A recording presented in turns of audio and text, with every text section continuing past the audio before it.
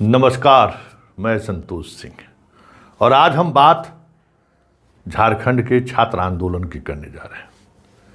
जिस आंदोलन को उग्र करने में या फिर आंदोलन हिंसक हो जाए या फिर पुलिस सारी हदें पार कर दे, इसके लिए खुल्लम खुल्ला बीजेपी और बीजेपी के कार्यकर्ताओं ने जिस तरीके से पिछले 72 घंटे से रांची में माहौल बना रहे थे, ये कहिए पुलिस और प्रशासन की वो धैर्य जिसने संसद भवन मार्च वाली स्थिति नहीं होनी थी। लाठी डंडे चलकर मामला खत्म हो गया, नहीं तो गोली चलना ही तय थी। लेकिन एक सवाल है, आखिर जंतर मंतर से रांची शिफ्ट का पुरस्कार हेमंत सोरेन को कब मिलेगा?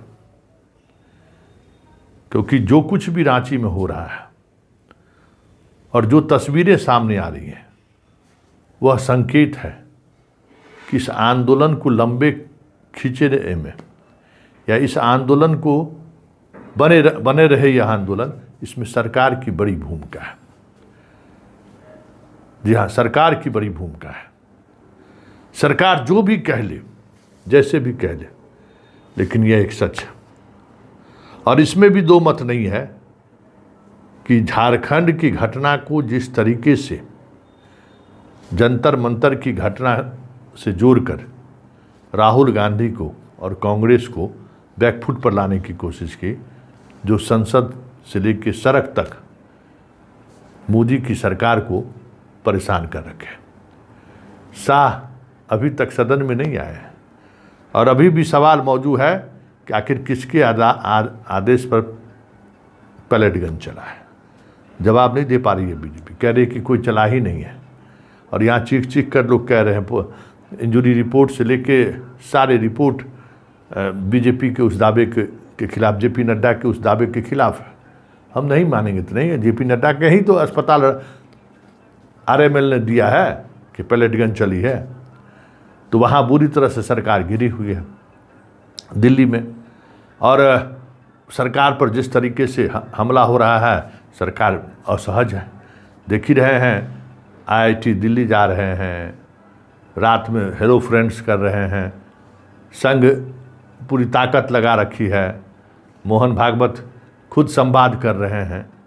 तो कितने दबाव में संघ और उसकी अनुषंगिक संगठन और बीजेपी है, इससे समझा जा सकता है। और उस दबाव से बाहर निकलने के लिए रांची का इस्तेमाल तो नहीं हो रहा है, क्योंकि रांची में जो कुछ भी देखने को मिल रहा है उस पर अगर आप गौर करेंगे तो हेमंत की जिद संयोग नहीं है। संयोग हम इसलिए कहते हैं कि किसी बात को, भाई जेपीएससी को आपने रद्द कर दिया है, तो वहाँ के जो कर्मचारी चयन आयोग वाला है उसको भी रद्द कर दीजिए। सुप्रीम कोर्ट में जो छात्र गए हैं, आपका खुद सीआईडी कह रही है कि हाँ गड़बड़ी हुई है, गिरफ्तारी हो रही है, तो फिर परीक्षा रद्द कर देने में क्या परेशानी है? सुप्रीम कोर्ट का हवाला क्यों दिया जा रहा है? लिखकर सुप्रीम कोर्ट में दीजिए कि हाँ गड़बड़ी हुई है, एक हियरिंग में खेल खत्म हो जाएगा। लेकिन सवाल वो तो है नहीं। सवाल है कि ये आंदोलन लंबा खींचे।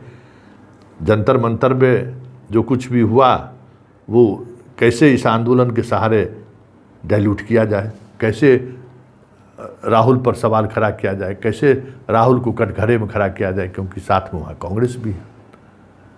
बात समझ रही है ना? देखिए खुल्लम खुल्ला, ये जिस जनाब को आप ज़रा गौर से देखिए और ज़रा सुनिए। ये जनाब को कौन नहीं जानता है? बीजेपी के उग्रवादी दल की नेता है, हिंदुत्व के पहरेदार, सनातन के पहरेदार। देख लीजिए, ये भी छात्र आंदोलन में पहुंचे हुए हैं।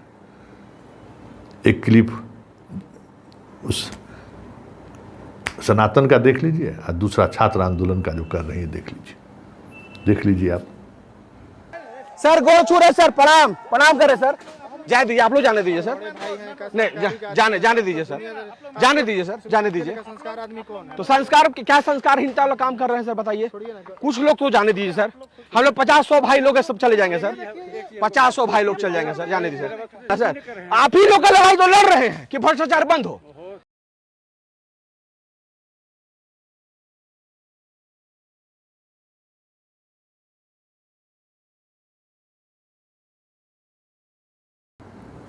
देख लिए, खुल्लम खुल्ला बीजेपी के लोग इस खेल में शामिल है।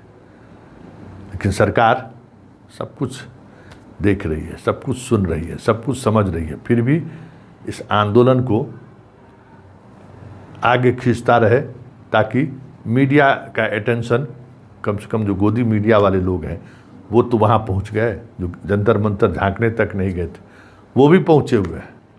और नेशनल मीडिया भी लाठीचार्ज को पर सवाल खड़ा कर रहे हैं। जो सवाल कर रहे थे कि पुलिस को क्यों पीट दिए, पुलिस के परिजनों को लाकर खड़े कर दिए थे, याद है ना, वो नेशनल मीडिया भी जो है, गोदी मीडिया सवाल कर रहा है कि पुलिस को इस तरीके से लाठी चलाने का, डंडा चलाने का राइट किसको दे दिया। ये अच्छी है बात है, सब लोग एक्सपोज हो रहे हैं। मतलब ये दौर ऐसा दौर है ना, उसमें कोई बचा नहीं है, सब के सब एक्सपोज हो रहे हैं। एक भी कह सकते हैं कि एक भी बचा नहीं है, सब एक्सपोज हो रहे हैं। चाहे सुप्रीम कोर्ट हो जाए, चाहे पत्रकारिता हो जाए, जुडिशियरी न्यायपालिका से लेके, पत्रकारिता से लेके, ब्यूरोक्रेसी से लेके, सब एक्सपोज हो रहे हैं, बुरी तरह से एक्सपोज हो रहे हैं। कोई जवाब देने की स्थिति में नहीं है। आप बताइए जनता, लेकिन कहते हैं ना, जब समय चीज़ें बदल जाती हैं तो पूरी कोशिश, बीजेपी की पूरी कोशिश के बावजूद भी रांची का आंदोलन के सहारे जंतर मंतर को कमज़ोर करने में अभी तक बीजेपी कामयाब नहीं मिली है। हाँ, अब सबकी नज़र ये है कि हेमंत सोरेन ने जिस तरीके से थोड़ा तनाव कम करने में, रांची शिफ्ट होने से जो दिल्ली पर जो प्रेशर, दबाव कम हुआ है, वो जो दबाव कम हुआ है, इसका क्या पुरस्कार हेमंत सोरेन को मिलता है, ये देखने वाली बात होगी। क्योंकि एक खेल यह भी है कि स्थिति इतनी दूर तक खींची जाए कि कांग्रेस सरकार से बाहर हो जाए। हेमंत भी चाहते हैं, हेमंत भी पिछले 4-5 महीने में तो ये खेल झारखंड में चल ही रहा है कि आप कांग्रेस को बाहर कीजिए, अपना सरकार चलाइए, कोई दिक्कत नहीं है, सब कुछ आपको मिलता रहेगा। तो कहीं यही आंदोलन कांग्रेस को असहज होकर खुद बाहर निकलने को मजबूर कर दे तो कोई बड़ी बात नहीं होगी। और शाह और मोदी तो यही चाहते हैं। लेकिन बड़ी बात यह है कि इस हेमंत सोरेन के इस एक्ट से कितना फ़ायदा होगा, हेमंत सोरेन सरकार को ये तो वक्त बताएगा। लेकिन ममता, केजरीवाल और तेजस्वी उदाहरण है इंडिया ब्लॉक को दिशाहीन करने में, और उसकी सज़ा जनता उनको दे चुकी है। ममता खत्म, फिनिश, तेजस्वी फिनिश, केजरीवाल फिनिश। हेमंत सोरेन के इस खेल को अगर जनता समझ गई तो आने वाले समय में हेमंत भी फिनिश हो जाए तो कोई बड़ी बात नहीं होगी।